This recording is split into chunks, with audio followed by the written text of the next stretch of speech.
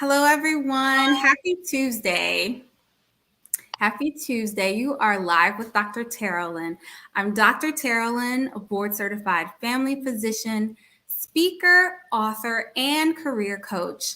I help burned out physicians find fulfillment in their careers again. And I do this through platforms like this. I invite you to follow me at Dr. Terrellin. That's DrTerralon. Again, that's DrTerralon. I am also the author of I Kiss Clinical Medicine Goodbye. So I invite you to also look it up. It offers great tips if you are considering a career change, if you are a physician who is thinking about making a transition within medicine or without, great tips. But again, check it out wherever you get your books. I'm excited today, very excited today to have Dr. Alicia Shelly. Yay! Dr. Alicia Shelly is an internist. She is an obesity medicine specialist. She is a podcaster. She's a marathon runner. She is a jack of all trades. She's brilliant. So let me tell you a little bit more about her, and then I am going to give her the floor. I can't wait for you to hear her story. So Dr. Alicia Shelly is a board certified internal medicine, obesity medicine physician. She is a two-time, most of us haven't done one, but a two-time TEDx speaker and international speaker. She is the host of Back on Track, Achieving Healthy Weight Loss podcast. She has been featured on CNN, CNN International, Fox 5 News, Upscale Magazine, and Shape.com. And with further ado, Dr. Alicia Shelly. Thank you, Dr. Shelly, for being with us. Thank you so much for having me, Terrellin. I really appreciate the opportunity to speak today. Thanks so much.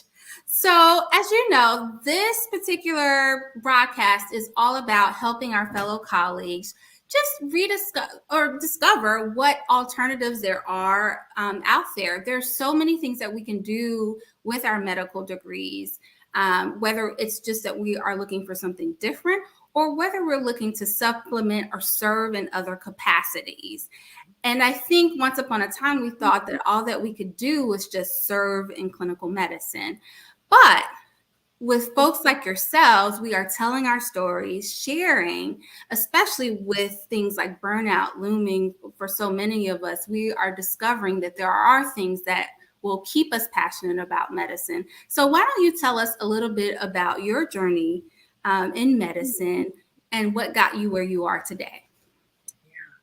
So I have to admit, I'm not quite sure when the burnout started because sometimes you're in denial. You're just like, man, I am just so tired with wasn't finishing my notes. I just wasn't doing the things I normally would do. I found myself behind, and it was like such a source of anxiety. And so and this is probably even before 2016, when I was still new. I had just gotten out of residency in 2013. And so trying to kind of get established and, have my patients and trying to kind of, balance everything on. And so a friend of mine had introduced running to me. She had invited me to do a 5K. And that 5K truly, I just opened up this new world of possibilities. Like up to that point, I would not have imagined doing any type of 5K. In fact, one of the ladies in our office would do the annual 10K here in Atlanta called the Peachtree Road Race. And I was just floored. I was like, oh, you run 6 miles? Like, I just could not fathom this. So the fact that my friend had asked me to do a 5K, I was like, oh my gosh, what? But we started running. We did like the 5K, the Couch to 5K app, where you just start doing 10 minutes at a time, just slowly getting your run out. And before you knew it, we were able to do the 5K. And I was just like, this is great. So I started running. I started doing different races, and it helped me with kind of balance out the burnout a little bit, because I had an outlet. Like, I felt better when I would run, and it made me feel so much better. And then I would say in 2017 is when I started to I started to did my first marathon, and it Wow. just changed my life because in my mind I only wanted to do one marathon just to say I did it, check off the bucket list. But what I loved about the marathon was the fact that it allowed me to train and be that person who was able to finish the marathon. Like I just wasn't some person that woke up and was like, I'm going to do it and then that's it. But I was training, and the fact that I was putting this effort in, I felt better. I realized that first of all, I love training for a marathon because I just feel like I'm in better shape. I don't, and when it gets to the actual marathon itself, I always question, when was this a good idea? It's like, wait a minute, now we have to like show up. And so I did my first marathon in 2017, and this kind of propelled me to going into obesity medicine because I realized that I have struggled with my weight all my life, and my patients are now coming in and asking how they can live healthier lives. And I was like, man, going through the course of obesity medicine and becoming certified just opened up my my horizons and my knowledge to kind of what's out there, and that obesity is a chronic disease. Like it's not that you're eating too much or you're not exercising enough. Like there's multiple factors that play a role. And now I had this knowledge and this information that I can pass on to my patients. And so in 2019, I actually started doing obesity medicine. And when the pandemic hit in 2020, which was crazy, I had joined a different institution and I was able to kind of do both the primary care and the obesity medicine. And Well, let me jump in because I just think I want to make sure that I understood, that I sort of recap. So 2016, Mhm. you are sort of thinking, okay, there's got to be more to this. Yeah. You knew there was something, you wanted to do something more. I have a question. How far along were you in your career? Oh, I was just 3 years in. I I think was, that's really enlightening. mhm. So it wasn't So even 3 years. 3 years. I had started in 20. Actually, sorry. Yeah, I graduated residency in 2013 and Wow. started actually in 2014. So it was 2 years. Mm-hmm. So just 3 to 4 years, you Mm-hmm. were already experiencing burnout. Okay. And so it sounds like you were looking for sort of a solution or a self-care solution. And then that was your pathway into specializing into obesity medicine. Do I have that correct? Yeah. Mm-hmm. Okay. All Just right. kind of started there. Yeah, That's wonderful. it's a lot of years. A lot of years, but Yeah. this is kind of like a 10-year process, I would say. Because I did, even after with the running, I did experience more burnout back in 2021. So after the pandemic, we got through this. I actually had taken on like a second job doing telemedicine. And I had done it I had to sign like a 3-year agreement. And so the first year was great. That second year, when the pandemic hit, it was crazy. It was a lot. And so I kind of went through another overwhelm as well with not only my side gig, but then my regular gig too. And so I started around that time thinking about what is my passion. Like I realized the second time getting into burnout that it's not the work. Like I thought maybe I need to change jobs, but it's not the job. It's me. Like Okay. it's something that I'm doing or not doing that's causing this imbalance and causing this burnout. And so I started looking at what were my passions. Now I still run, and I honestly still run, and I actually increased it because I'm just that goal getter doing Ironman and triathlon competitions. But what I started realizing is that I wasn't necessarily fulfilling my passion of kind of putting out wellness into the world. And so although I'm seeing patients, I'm doing obesity medicine, it just was not enough for me to feel fulfilled.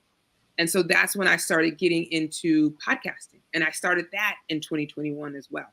So it's So how like, did you tease all of that out? So that, I think that that's wonderful, because I think so many people never really figure out that, one, what their passion is, but I think a lot of us now know what burnout is. We recognize the signs, but I think that, I mean, my mind was almost blown when you said, okay, I figured out it wasn't the job, it was me. So many of us don't know exactly what it is. We know that there can be multiple facets or multiple factors like feeding into this thing we call burnout.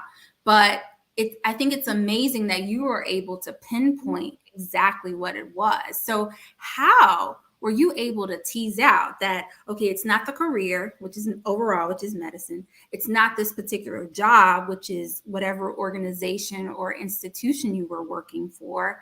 But it was that you weren't being fulfilled yourself. How did you figure that out? Yeah. So I can't say at the time I started honestly looking at more self-help podcasts as well. So I think that's probably where I got the podcast idea. I started listening to more podcasts. And I actually joined a Facebook group called Leverage Growth and I forgot what the A stands for, but LGA for short. I like that group. I know. Go ahead. Yeah, and there was a lady there who was a life coach, and she was actually getting coached on one of the calls, and I realized that I needed to work with her because I'm like you said, I knew the symptoms. I've been through this before. I'm like, listen, something has to change. Like this is the same work that I was doing at my old job. It's the same work I'm doing now. I'm doing primary care and like a day of obesity medicine. So I'm seeing patients and I love what I do. I love seeing patients, but I'm feeling unfulfilled. And so I started working with her and she kind of helped me realize that it was my unrealistic thoughts. So sometimes working with a coach can be very helpful. I found it, I still work with her actually. Wonderful. Because it just is I find that I go through different phases of life, and sometimes I need that coach to kind of help bring me back to reality. And so I find that with working with her, it helped me to kind of realize that a lot of my stress and my overwhelm was due to my own expectations. In my mind, I was expecting to be perfect, to like be able to see the patients on time, to give them what they needed, to listen and do all the things right, to answer all my messages in that day, to leave with zero in basket, nothing to do each and every night. And I had to come to grips that this is not real. There will always be work to do. There will always be messages, but you have to have those boundaries. And so I started focusing on what were my priorities. What was it that I really, truly want to do? And how can I incorporate this self-care and have that balance in life? So she really helped me to kind of see where I needed to go. But I realized that I was in the same place that I was back in 2016. and it's not the work. It has to be something else. And that's when I realized it was me. But don't you think that's difficult because that's who we're taught to be or who we are groomed to be? And in some aspects, if you are a physician, that's at the core of who we are because we push ourselves. That's sort of the mindset that you have. Yes, we must be the best. We must excel. We must finish because someone's life depends on it. You know what I mean? And so that level of stress is sort of what we sort of expect. We've lived in that culture for so long. That level of self. We like to think it's being self-motivated, but I think it goes much farther beyond. So it's a very difficult balance, you know? Yeah. And I think what it is a lot of our high achievers, because doctors are high achievers. We've been working hard all our lives. We were in school for like 12, some people 15 years. And we have this perfectionist that we have to be perfect. And definitely, I'm not saying we shouldn't give good care or shouldn't, continue to educate ourselves. But sometimes we have to give ourselves grace and realize that in order for us to care for others, we have to be in a good place. And so what I had to learn was that not only do I have boundaries, but I had to learn that B+ notes are okay. It doesn't have to be A+, because now the patients kind of read it. But if I have patient comes in for refills for high blood pressure, she's doing great, controlled. That's okay. I don't have to have this long essay that as the patient has walked into the room, she is downtrodden by blah, blah. No, we don't need to have all that. The patient is sad. She is stressed. Like we don't have to put all of it. It can be B+ notes. So finding ways to realize that it doesn't have to be perfect. Like no one's grading us, because people were grading us, in medical school, residency. But when you come out into practice, yes, people look at the notes. It's important to have the most important things in the notes. I'm not saying that, but you can maybe not, you can find ways to be more efficient. You can find ways to maybe not be as, like a whole paragraph for the HPI. You may be able to have a couple sentences that kind of be able to explain what happened and what the patient is feeling, and you move forward, So it is hard. It is hard.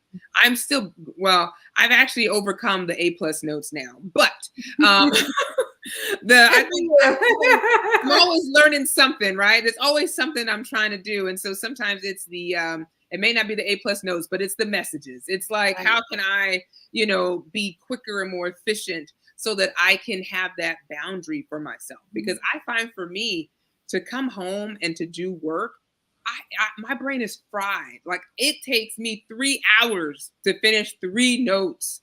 When if I did it first thing in the morning, it'll be like 5 minutes, we're done, So sometimes it's good to find what kind of works for you. Yeah. But realizing like where your hangups are. And I think for me, perfectionism and people pleasing are the 2 P's and procrastination. We'll do 3 P's. 3 P's that get me every time. And I'm still working on it. I can't say I haven't mastered it just yet. Well, great. Let's talk about your other passion. Let's talk about speaking. What got you into speaking, corporate speaking? Corporate speaking, yeah. So the funny thing is I started the podcast in 2021, and that's the only thing I really had. Like, I was just like, in my mind, I'm like, okay, we're doing the podcast, and I didn't really have further, I didn't have an idea of where I wanted to go. I thought it was coaching. So I actually started, tried to do coaching. And I realized that for me, coaching wasn't, I may come back to it later on in life, but at the moment, it wasn't as fulfilling for me. And so I got an opportunity to speak for a national meeting, an obesity meeting. And I will let you know, I was nervous. I was very nervous before. I was just going through my notes and everything. But when I got on stage, a whole different person came out. Like I was funny. I was engaging. I surprised myself. Did you get all the feels? Yeah, I was like, wow. There was like 200 people in the audience, and I was just like, yes, and people were laughing and they were engaged, and I was like, oh my gosh, this is what I was meant to do. Awesome. And so I started going in. I definitely believe in coaching. So I not only have my life coach, but I have my business coach and business meeting. And I joined the EntreMD Business School to kind of help with kind of honing this. And to be honest with you, I got so much more comfortable speaking in front of people. Now, I still get nervous. I'm not going to lie to you. I still get nervous right before a big speech, or even before a small speech. We're talking here on the LinkedIn Live, and I'm like, just a little nervous. Yes, our millions of followers. Yeah, exactly. Just a little nervous. But then when it comes on, it's like whoosh, this different person that comes out, and I realized that this is my passion. And so I started to embrace speaking.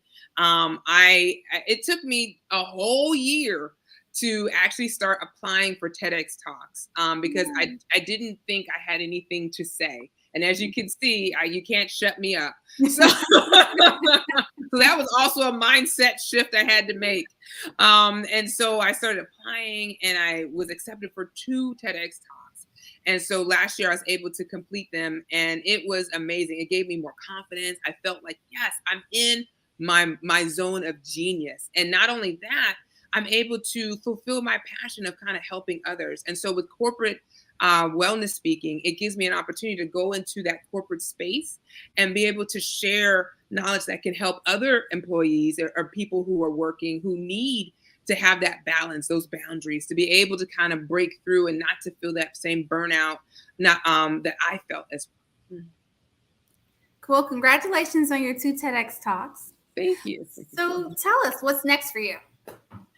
So what's next? So I am actually, the funny thing is I am not only doing more speaking for different corporations, different pharmaceutical companies, but then also I am continuing my podcast at Back on Track, Achieving Healthy Weight Loss.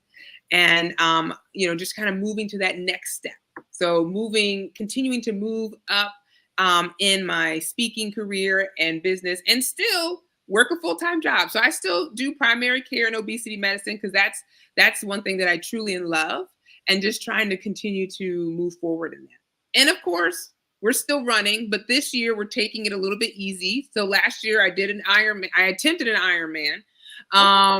And I actually I'll be honest with you. I got all the way to mile 19 on the run. So the Ironman is not only the swim, the bicycle, 100 miles on the bicycle, and then a 26-mile run. I got to mile 19, and they were like, "I'm sorry, you missed the time cutoff." So I was like, "Dang it! I had 7 miles." But you were in there. You were there. I was there. I count it as a win, but yes. I'm gonna give myself a year and some change to kind of recover and then start it again.